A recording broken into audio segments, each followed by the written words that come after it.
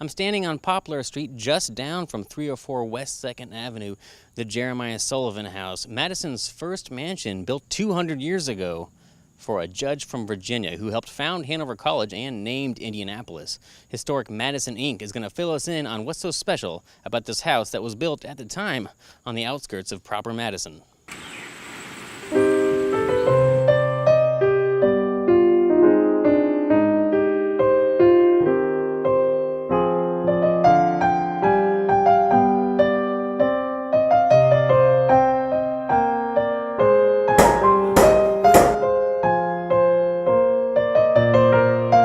Welcome to the Sullivan House.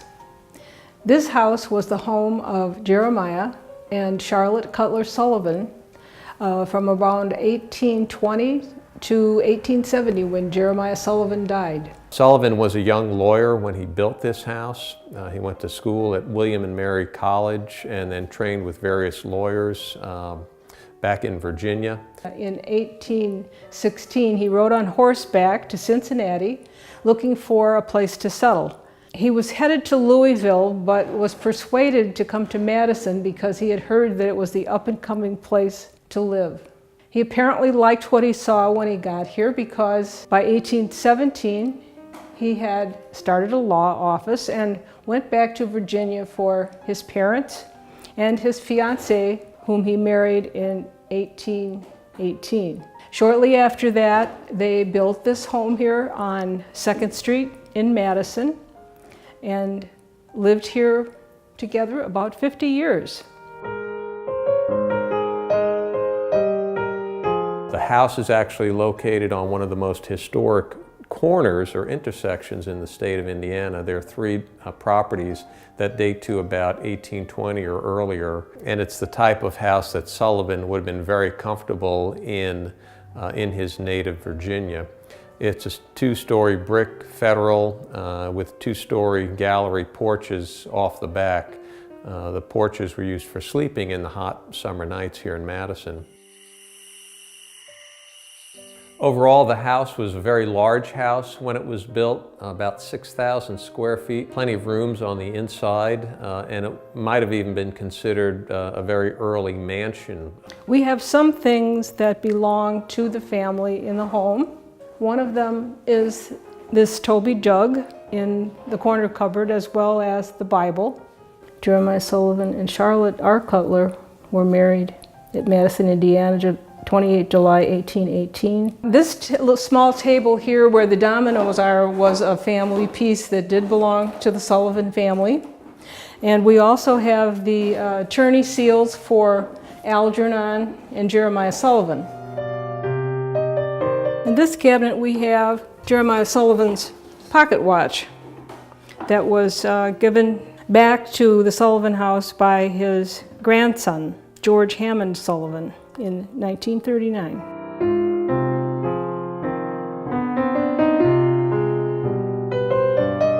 In 1820, Jeremiah Sullivan was serving in the state legislature in Corydon, and there was no consensus on the name of the new state capital. And he came up with the idea of Indianapolis. He put the name Indiana with the Greek word polis, which means city. And that would tell everyone that Indianapolis was the city of the state of Indiana. In the dining room, I can imagine the family sitting here with all of the children. They had 12 children.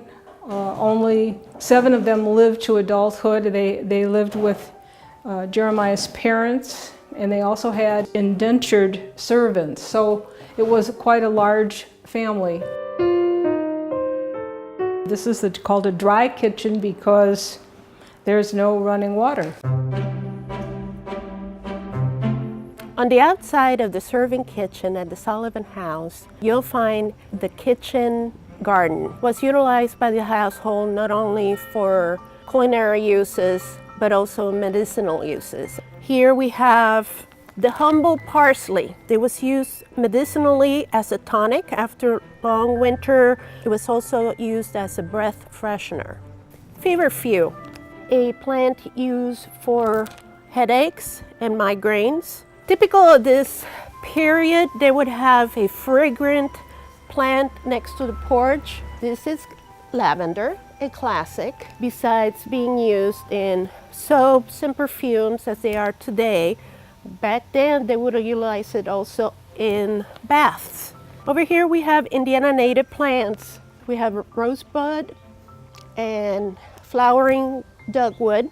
This guy over here is the rattlesnake master. And I don't know, I'm very intrigued with the flowers. We have the butterfly milkweed, and it's known for its cute little orange blooms. This garden phlox, it is a native. On this side, we have our classical formal garden, symmetrical, angular structures, where the plants were definitely contained. A Rosa Sharon tree cut in a lollipop topiary style. They're repeated on each bed. So we have sweet alyssum, we have bellflower, celosia, straw flower, which is really neat for dried flower arrangements. They had the philosophy that if it smells good and smells fragrant, is healthy. The little humble snapdragon, it was actually used also as a dye. Before refrigerators or in-house ice boxes in the 1800s, they would use one of these.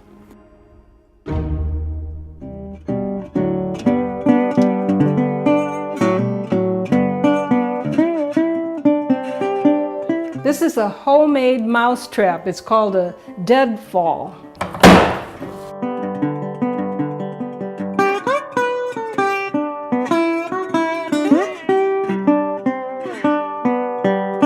There's a bathtub.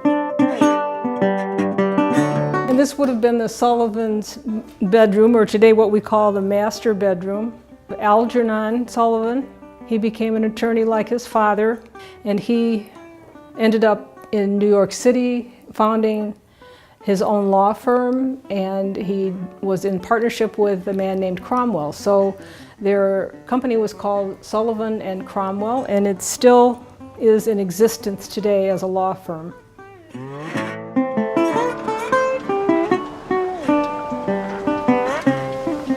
After the storm of 2008, when a tree took out the corner of the house and they were repairing the soffit, they found these shoes. Concealment shoes were used as a way of warding off evil spirits for the family. You would take one of the shoes of the person and put it in a place where nobody would find it or see it. The bricks are all locally made bricks. They're all fabricated on site. There's some very early window glass still in the windows in the house. Actually, the house would have had a view of the river because the Shrewsbury house wasn't there at that time. So the Sullivans would have had a view down to the riverfront. The house was purchased by Historic Madison in 1960, right after the organization was formed. There were plans to tear it down and put in a gas station. A group of business people here in town, they pooled their money, they borrowed some money, and they went and purchased the house to save it from being torn down.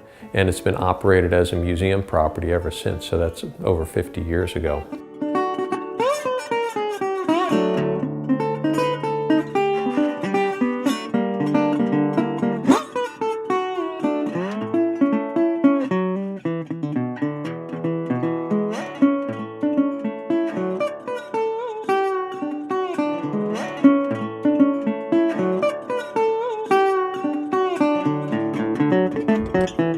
Thank you for visiting the Sullivan House, one of the great pieces of Federal-style architecture in the state of Indiana, here at the historic corner of 2nd and Poplar Street in Madison's National Historic Landmark District. Hope you come back again. Thanks. We hope you enjoyed that special look inside the windows and even outside into the garden of the Sullivan House, a magical structure in historic downtown Madison, one of many thanks to Historic Madison, Inc.